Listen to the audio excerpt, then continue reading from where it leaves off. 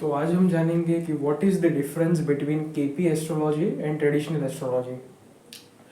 Traditional astrology जिसको पारंपरिक ज्योतिष भी कहा जाता है और केपी एस्ट्रोलॉजी जिसको कृष्णमूर्ति पद्धति भी कहता है, इन दोनों के बीच का डिफरेंस क्या है। सबसे पहले यहाँ पे मैंने लिखा हुआ है, हम देखेंगे what is the difference between traditional and KP astrology. Traditional astrology में हर एक जो घर होता है वो 30 डिग्री का रहता है और total there are 12 houses in a kundli. हर एक घर फिक्स्ड रहता है 30 डिग्री का। फिर 30 इंटू 12 360 डिग्री का जो पूरी कुंडली रहती है, हमारा ज़ोडिएक सर्कल, वो 360 डिग्री का रहता है। हर एक जो घर होता है वो 30 डिग्री का इसमें रहता है। In traditional astrology it is fixed. In KP astrology there is an unequal division of houses. एक जो हाउस है वो 30 डिग्री से ज़्यादा भी हो सकता है और 30 डिग्री से कम भी हो सकता है। In KP astrology there is no degree of the house is not fixed, और उसको कस्प बोलते हैं हम कृष्णमूर्ति पद्धति में, कस्प बोलते हैं। और it is based on Placidus house division system. Okay, so Krishnamurti पद्धति में एक घर जो है वो 30 डिग्री से ज़्यादा भी हो सकता है और 30 डिग्री से कम भी हो सकता है। ट्रेडिशनल एस्ट्रोलॉजी में हर एक घर जो होता है वो फिक्स रहता है 30 डिग्री का। सबसे पहला पॉइंट है ये। दूसरा पॉइंट है कि here mostly CP ayanamsa is used. CP मतलब चित्रपक्ष आइनाउंस, जो हमारे साइंटिस्ट रह चुके हैं एनसी लहरी, उन्होंने ये आइनाउंस बनाया था। तो हम जब पारंपरिक ज्योतिष में कुंडली बनाते वक्त सीपी आइनाउंस मतलब चित्रपक्ष आइनाउंस को यूज़ करते हैं, और केपी एस्ट्रोलॉजी में हम केपी आइनाउंस का यूज़ करते हैं। जो कृष्णमूर्ति पद्धति मतलब जो कृष्णमूर्ति जी है उन्होंने खुद ने जो आइनाउंस ये किए थे वो हम इसमें यूज़ करते हैं। तीसरा पॉइंट ऑफ डिफरेंस ये है, ट्रेडिशनल एस्ट्रोलॉजी में planet gives the results where it sits and its rashi are deposited. Planet जहाँ पे बैठता है और उसकी राशि जहाँ जहाँ पे आती है उस भावों के हमें रिजल्ट मिलते हैं ट्रेडिशनल एस्ट्रोलॉजी में। बल्कि केपी एस्ट्रोलॉजी में planet will become the source and it's नक्षत्र विल डिलीवर द रिजल्ट्स।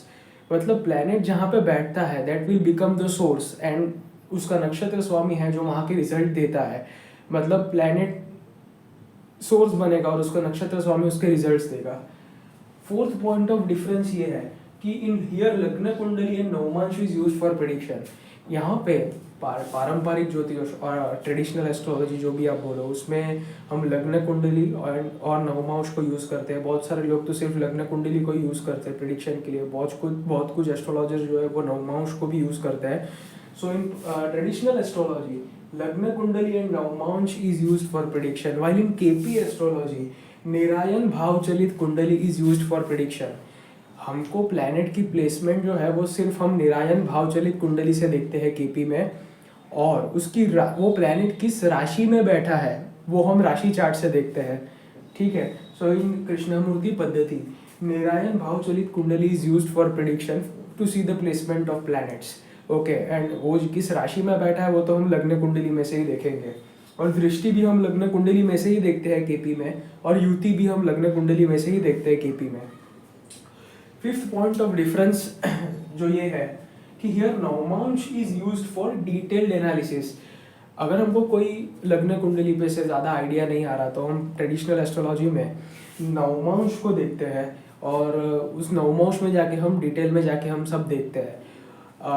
नवमांश मतलब क्या है, तो बेसिकली एक राशि जो होती है उसके 9 पार्ट्स किए जाते हैं इक्वल 3 डिग्री 20 मिनट्स ईच। उसको ये जो एक 3 डिग्री 20 मिनट्स ईच एक चरण जिसको कहा जाता है नवमांश। एक राशि के 9 भाग किए जाते हैं। फॉर एग्जांपल 30 डिवाइड बाय 9, तो 9 3 जा 27 और नीचे 3 रहेगा। फिर से हम पॉइंट लेके 0 9 3 जा 27, तो यहाँ पे ऐसा हमारा चलता रहेगा। और 3.33 मतलब that is equivalent to 3 degree 20 minutes. Okay, अगर आप 0.33 को 60 के साथ मल्टीप्लाई करोगे that will be 20, answer will be 20। Okay, ऐसे हम कैलकुलेशन करते हैं नवमांश का। एक 30 डिग्री की राशि को डिवाइड बाय उसके 9 पार्ट्स करते हैं, क्योंकि 9/9 करके जो भी आएगा आंसर 3.33 मतलब 3 डिग्री 20 मिनट्स। 0.33 को आप 60 से मल्टीप्लाई कर दीजिए तो आपको 20 आंसर आ जाएगा, 3 डिग्री 20 मिनट्स। और केपी एस्ट्रोलॉजी में सबलॉर्ड को यूज़ करते हैं हम लोग। सब लॉर्ड और स्टार लॉर्ड, ठीक है। मतलब यहाँ पे अगर हमको डिटेल में जाना है ट्रेडिशनल एस्ट्रोलॉजी में तो हम नवमांश यूज़ करेंगे, अगर केपी में हमको डिटेल में देखना है तो हम सब लॉर्ड यूज़ करेंगे। अभी सब लॉर्ड कैसे कैलकुलेट किया जाता है? So the sub lord is the division of the nakshatra into 9 parts in proportion of Vimshottari महादशा।